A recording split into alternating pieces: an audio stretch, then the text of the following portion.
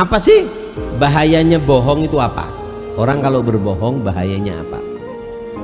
Ada 9 di antara bahayanya berbohong. Banyak bahayanya berbohong, tapi saya rangkumkan ada 9. Yaitu adalah majanibul iman, mengusir daripada iman. Iman sama bohong itu seperti air sama minyak. Kalau ada air sama minyak nggak mungkin bisa kumpul, begitu juga daripada iman. Kapan seorang mukmin ada sifat bohong, maka iman secara otomatis akan pergi, akan keluar daripada diri seorang tersebut. Maka dikatakan oleh Rasulullah, mungkin seorang mukmin itu melakukan pekerjaan yang jelek. Mungkin dia jatuh dalam kasus pencurian, mungkin dia terjerumus dalam perzinaan, mungkin dia terjerumus dalam minum-minuman keras. Tapi satu sifat mukmin yang tidak mungkin terjerumus, apa? Sifat pembohong. Bohong bukan sifat orang mukmin. Dikatakan oleh Sayyidina Abu Bakar Siddiq, ayyuhan nas iyyakum wal kadzib fa innahu majanibil iman. Wahai manusia, hati-hati dengan yang namanya sifat bohong, karena sifat bohong itu mengusir daripada iman yang ada di dalam diri kalian. Al-kadzib dambun kabir, man takhallaq kana mujaniban lil iman. Termasuk dosa besar itu adalah berbohong. Siapa yang dimasuki sifat bohong, imannya dia akan otomatis pergi. Ini yang pertama, majanibul iman.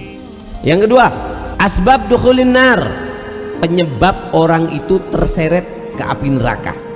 Dikatakan hal yakubun nas finnar manakhirihim illa hasaid alsinatihim. Tidaklah seseorang itu terperosok, dilempar, didorong atau tertarik ke neraka kecuali karena lisannya, apa yang dipanen dari lisannya.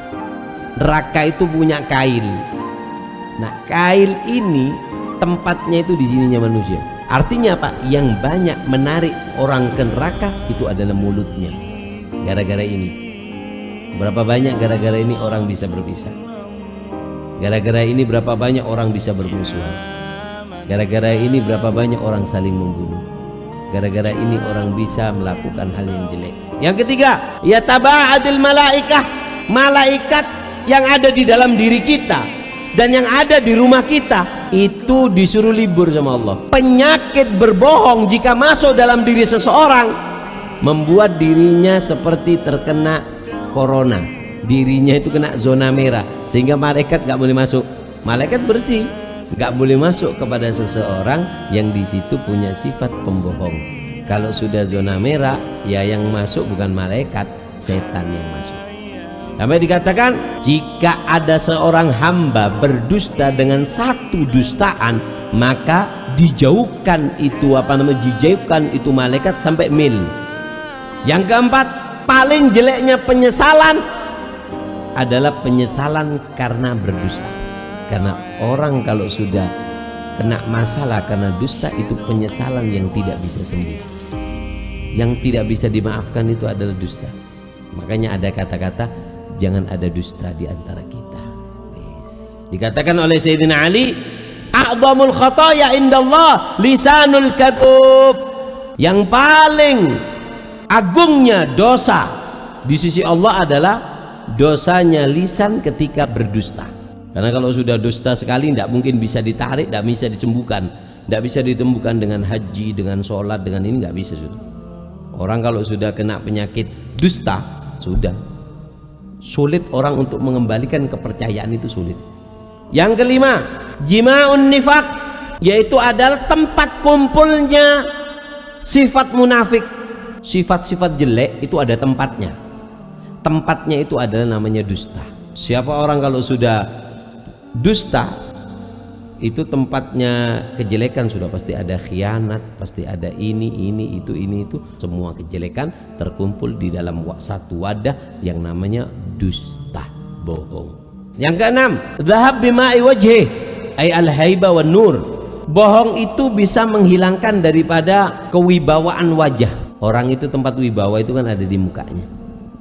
Tapi kalau orang sudah bohong, nampak dari mukanya itu muka kehinaan dan muka kejelekan, sehingga dicabut oleh Allah kewibawaannya. Karena hati yang bersih, hati yang kotor itu dibiaskan di dalam muka. Cerminnya hati itu muka. Yang ketujuh, yuzilu rahatil galab. Dusta itu bisa menghilangkan ketenangan di dalam hati. Orang kalau bohong nggak mungkin tenang. Walaupun dia berusaha mau tenang, dihibur sana, dihibur sini, nggak bisa. Makadzabal fuadu ma ra'a. Hati tidak akan bisa berdusta dengan apa yang dinanti. Jujur itu membawa ketenangan di dalam hati. Dusta itu membuat hati itu gelisah. Sampai kapan? Sampai kamu mengakui. Kalau enggak, kamu akan dihantui dengan rasa gelisah kalau kamu berdusta. Yang kedelapan, menghilangkan kepercayaan seseorang. Jujur itu seperti anak gadis. Kalau sudah hilang gadisnya nggak bisa kembali. Begitu juga bohong. Siapa orang yang menodai dirinya dengan kebohongan, nggak bisa kembali. Itu yang namanya sifat jujur di dalam dirinya. Walaupun dia sholat, dia haji, dia ini, orang nggak mungkin percaya sudah. Enggak. Kenapa? Sudah berbohong. Makanya bohong itu bahaya. Yang kesembilan, bohong itu bisa ngurangi rezeki. Karena orang kalau sudah bohong, dia dijauhi orang. Mau bisnis nggak bisa, rezekinya kurang. Yang biasanya dia lancar gara-gara bohong sekali, enggak, saya nggak mau pakai kamu kemarin bohongi aku. Bisnisnya putus. Ke sana enggak bohong, sehingga rezekinya dia akan kurang. Kenapa? Karena dia